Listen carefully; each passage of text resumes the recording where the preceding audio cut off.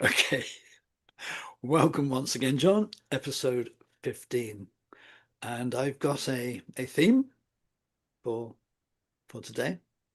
And just bear with me while I just take a minute or two to tell you a little story. So my wife is a big fan of Suits, and she's now watching the whole series for a second time. And of course, I'm getting to watch quite a bit of it, maybe not all of it, along with her. And of course, two of the main characters are Mike and Rachel. People who are familiar with Suits, I don't think you are, would know that Rachel is at the time she was Meghan Markle. Now she's got the grand title of Meghan, Duchess of Sussex. But anyway, that's by the by. Um, in it, Mike and Rachel are discussing their future, and Rachel's getting a little bit dreamy and sort of, having sort of some fantasies about what they could do, and Mike's taking her maybe a little bit too seriously. And then she explains to him that when she was a child in in her family, if they wanted to talk about something where maybe they weren't too sure about it, they didn't want the other partner to take anything too seriously, maybe there was a bit of fantasy in it all, they would prefix whatever they said by the word bullshit. And I thought, and that really struck me. I thought, that's a brilliant idea.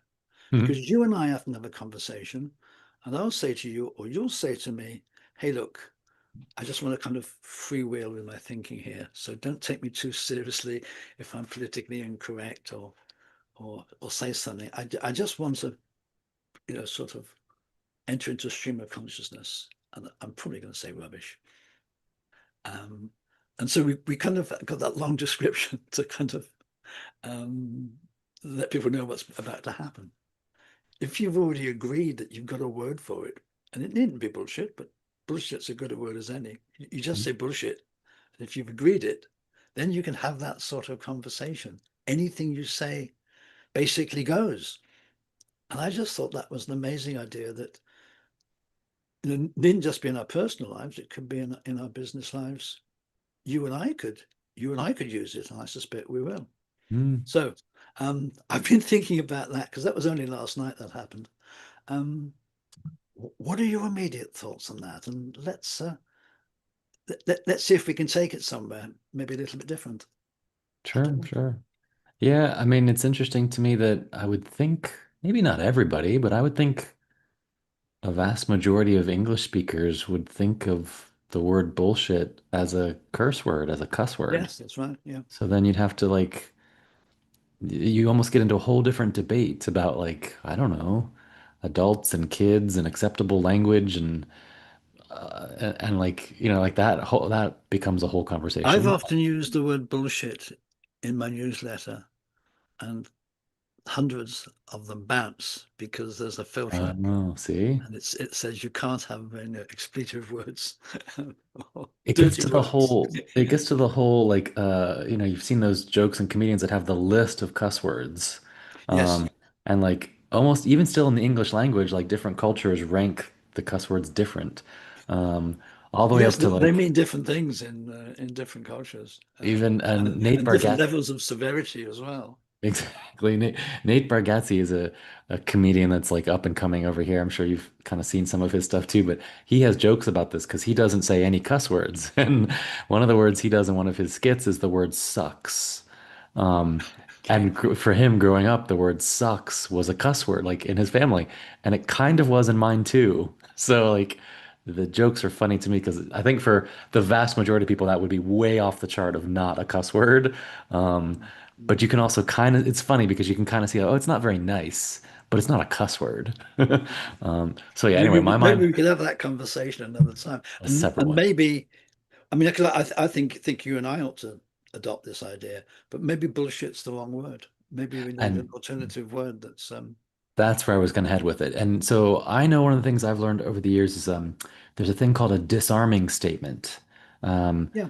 and there's lots of reasons to do it, but it almost sounds like we're a little bit of an in club and in group. So we've got a word that we all know what it means. So there's some I don't know, safety or speed, efficiency that's happening with the word, but then it's also bringing in the disarming statement. And I think you said it in your example. Like, I'll say something like, I'm going to think out loud. I'm probably going to be messy. Um, Yeah. and that may or may not make sense to you, but it's like, that's the disarming. Or I know what I'm about to say is something, is rude, is disrespectful, is, that kind of thing. And it's like, I Mm. know it, but that's the only way I know how to make the point, that kind of thing. So yeah, I wrote here in my little notes when you said it to me, cuss word, and I wrote dreamy because yeah, I don't know, just me even on YouTube, I would rather like, I don't know, just use the word dreamy, but even that's not perfect. But yeah, I'll pause there. Like just the word itself and the concept of a disarming statement, I think could be a Yeah, it's a conversational. disarming statement in some Yeah. sense. And I know what I've said to you many times, and I've probably said on this podcast in the past, is that Theodore Zeldin talks about the type of conversation that he likes is one where we're prepared to emerge a slightly different person. Mhm. And I've got my own version of that. The type of conversation I like is the one where I don't have to censor anything that I'm saying, because that means that I can, it can be, again, I said earlier, it can be a flow of consciousness. I can just talk without having to pause to say, am I going to upset? Am I going to say something that's politically incorrect, especially if it's in a group who don't know me? Am I going to say something that might upset somebody? Am I going to say something that I really didn't mean to say and then immediately take it back? And of course, very difficult to take it back. Um, and so for me, it just jumped out and thought, hey, this is just a nice technique, just a really simple technique for giving yourself permission and others in the group permission to just speak freely. So in a group, you might just say, "Let's talk bullshit," which Yeah. we're probably doing. We're probably doing All anyway. that, so we don't even need to say it. We just are. That actually brings up two things for me. One is directly related and one's not so much. Is, you and I are both developers and coders, and so we are comfortable with writing code. And like in interpreted language, you've got an opening of a segment of code and you've got a close. Think of simple HTML, like open a tag, close a tag. I'm Yeah, thinking the same thing with bullshit. If you call bullshit, do you have to call end of yes, bullshit? yes, yes. Or Open or is it bullshit, just close bullshit. forevermore? Yeah. At what point does it end? So Um, that was one for me. Is like, and I was half kidding but half serious. Like, no, no, now take me seriously. Like, you have to call that. That's one. And then your diversity point of like, um, thinking about your words or not being politically correct. One of the things that has been, I don't know, big for me is all the research on diversity and having diverse, executive boards and hiring diverse people and race, gender, age, religion, nationality, all the stuff that goes into it. One of the like clarifying moments for me was it's not so much the diversity itself. Don't get me wrong, that helps. That's a part of mhm. better conversations. Let's tie it directly to conversational leadership. Um, but it's exactly what you just said. It's that every person in the room has to think about others before they speak. It's the it's the slowing down, it's the thinking, it's the passing it through the filters. It's the that and now I don't know if you and I want to go this, but now you get into that like psychologically safe, psychological courage Yeah, versus speed of conversation, or I don't know, looking at those next to each other. I That's what I sparked for me. guess at times it's not appropriate to do it, but at other times it's very appropriate to do it when you want a creative conversation, when you're trying to get your head around something completely new or a really difficult problem. I have difficulty, say, at times talking about religion, say, without offending people. Or Mm. if you talk about, if I look and I think about, the crisis in the Middle East and the war that's going on there, um, I'm capable of seeing both sides. Okay, I won't go into it, but I can lean one way or the other. But it's very difficult to kind of talk about one particular side without offending somebody in the group. But there's things that you want to say that are maybe only half formed. You don't necessarily totally believe them. It could be that you've not studied it, particularly deeply. I mean, there's a whole load of reasons why it's safer to say absolutely nothing, in which case there's no conversation. And if you can sort of say, start bullshit, then you're hopefully giving yourself permission to pretty much say anything, whether you believe it or not. Well, And when I say that, whether you believe it or not, sounds a little bit scary and a little bit as if it could be manipulative, but I mm. don't mean it that way, clearly. Yeah, it reminds me now of the Peter Borgasian. I think he's the one that does the, Yeah. stand on a scale of 1 to 10. So what if instead of bullshit or dreamy, I think this would be a little bit ridiculous. This would be like, writing code in conversation. But before every statement, you could say a number from 1 to 10. And there's two thoughts I have here. One is like, okay, this statement I'm about to say right now, 10. 100% believe it. You're not going to change me from saying this. And my very next sentence, 9.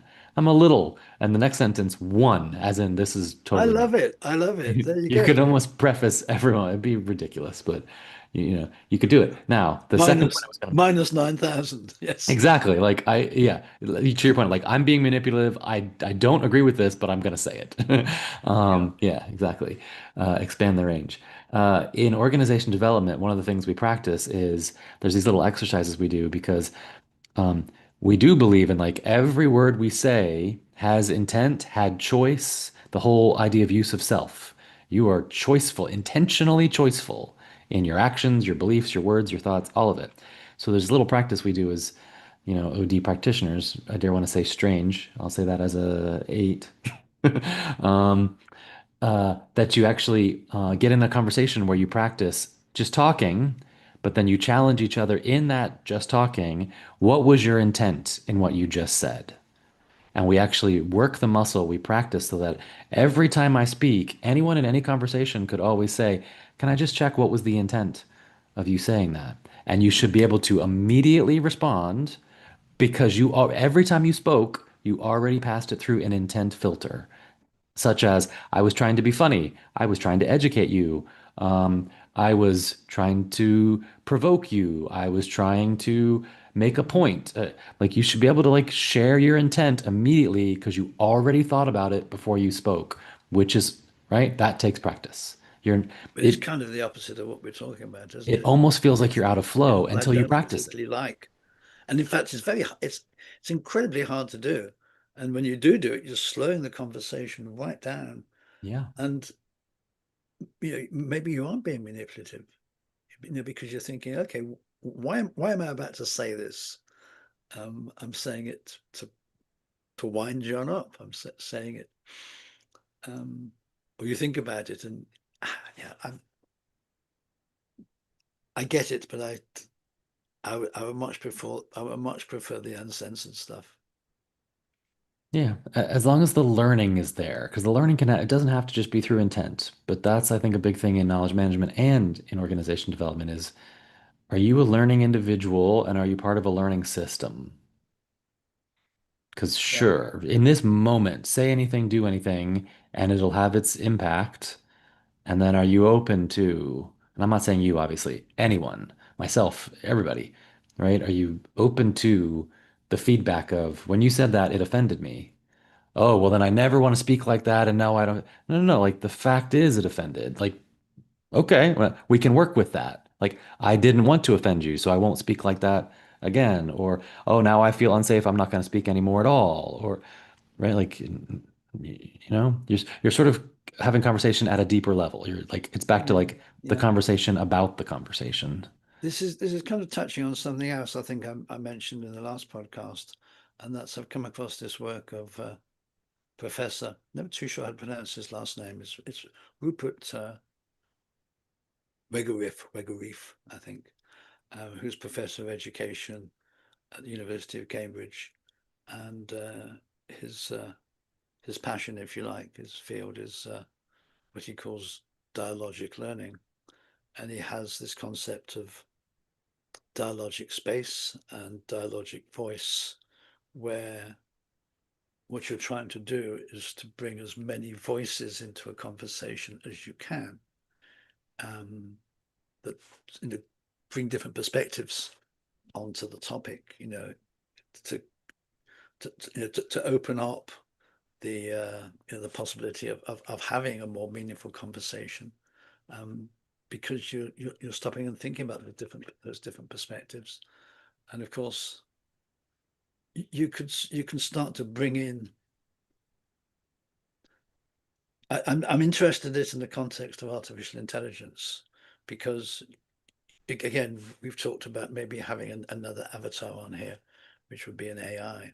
And you could say to that AI, well, what would Donald Trump's view be on this? What would his perspective be? And of course, the AI could probably give you a pretty good idea. Or what would Einstein's view be? Or what would Christopher Hitchens' view be? Or David Thoreau? You could take any character in history and ask for their view and get that fed in. Or you could say, well, what would the scientific community have to say about this? Now, why am I saying this? It's bringing in those different voices. And again, with this bullshit tag, you're effectively doing the same. You're bringing in different voices. You're bringing in voices that are in your head that maybe you wouldn't normally express. There's an exercise Again, out there. You may have done it. It's called the Six Thinking Hats. Does that ring a bell yeah, for you? yeah. Yeah. De Bono. Yeah, and I don't have them all memorized, but it sounds very Yeah, similar where there's a whole yeah, load of them. yeah, you Ring literally hat. literally put on a different hat, different Yeah. color, and the hat color represents like I know Devil's Advocate is Oh, always okay. So effectively, you're going to put on a different voice. yeah, you're gonna Bring in a different voice.